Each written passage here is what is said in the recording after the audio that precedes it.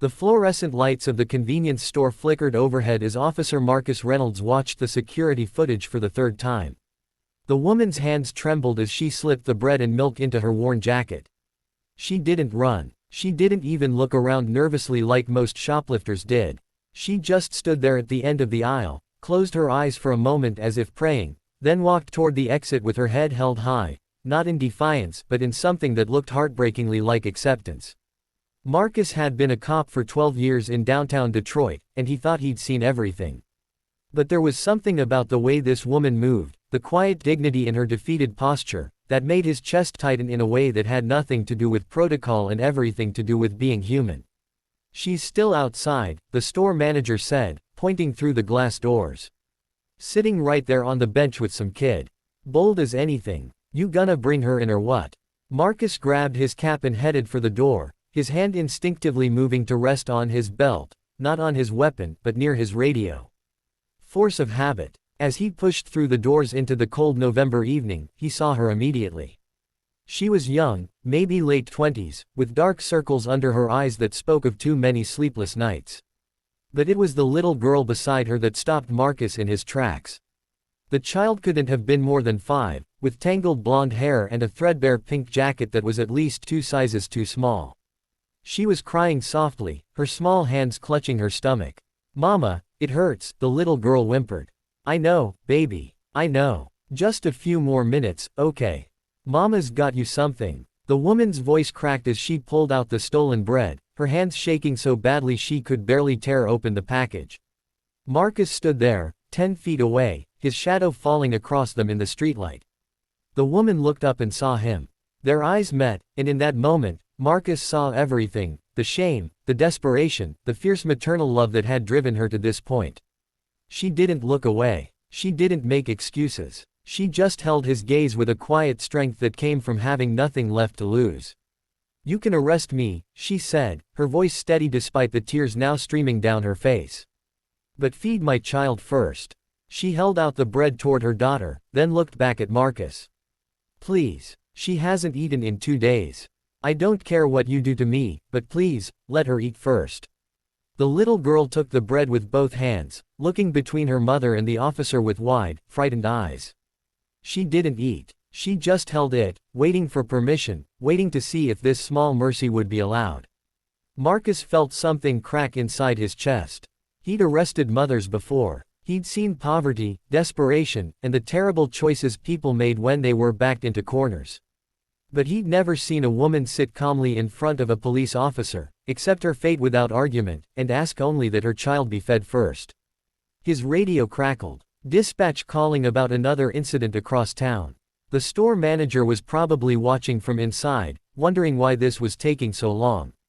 Marcus should have been following procedure, running her ID, checking for warrants, calling for backup if needed, filling out reports. Instead, he found himself walking toward the bench and sitting down. "What's your name?" he asked quietly. The woman blinked in surprise. "Sarah. Sarah Chen. And this beautiful girl, Emma." Sarah's hand moved to smooth her daughter's hair, a gesture so tender and automatic that Marcus thought of his own mother, decades ago. Doing the same thing for him. "Emma," Marcus said, turning to the little girl with a gentle smile. "You go ahead and eat that bread, sweetheart. Take your time." Emma looked at her mother, who nodded through her tears. The little girl began to eat, small desperate bites that she tried hard not to wolf down too quickly. "How long?" Marcus asked Sarah, his voice low. "Since we had a real meal." Sarah's laugh was bitter. 4 days, maybe 5. Lost count. I lost my job 3 months ago, the plant shut down. Used up my savings on rent, then got evicted anyway when I came up short. We've been staying at the shelter, but it's full most nights. Emma's been so hungry, and she never complains, never cries, just gets quieter and quieter, and I thought. Her voice broke. I thought she might die. I couldn't let her die. So I took the food. I know it's wrong. I know. But I couldn't watch my baby starve. Marcus sat back against the bench, looking up at the darkening sky. 12 years on the force. 12 years of following rules, enforcing laws, maintaining order. He believed in the system, believed that laws existed for a reason. But he also believed in something else, something his father, a pastor, had taught him long before he ever wore a badge. The law tells us what we must do, his father had said. But conscience tells us what we should do. And when they conflict, son, that's when you find out who you really are. Marcus reached up slowly and unpinned the badge from his uniform. Sarah watched, confused and frightened, as he held it in his palm, feeling its weight. 6 ounces of metal that represented authority, duty, and the sworn oath he'd taken to uphold the law. Then he put it in his pocket. Sarah, he said, standing up. I'm going to go back in that store and have a conversation with the manager. While I'm doing that, you and Emma are going to walk down to that diner on 5th Street, Chen's Kitchen, I think it's called. Any relation? Sarah shook her head, too stunned to speak. Well, you're going to go there anyway. You're going to order Emma a full meal, whatever she wants, and one for yourself. You're going to sit down at a real table and eat real food. When the bill comes, you're going to tell them Officer Reynolds will settle up tomorrow. They know me there. Then you're going to go to the address I'm about to write down. He pulled out his notepad. It's a shelter, but not the one you've been trying. It's run by my church, and they have space. I volunteer there sometimes. You tell them I sent you. They'll set you up with a bed, some clothes, and information about the jobs program. I don't understand, Sarah whispered.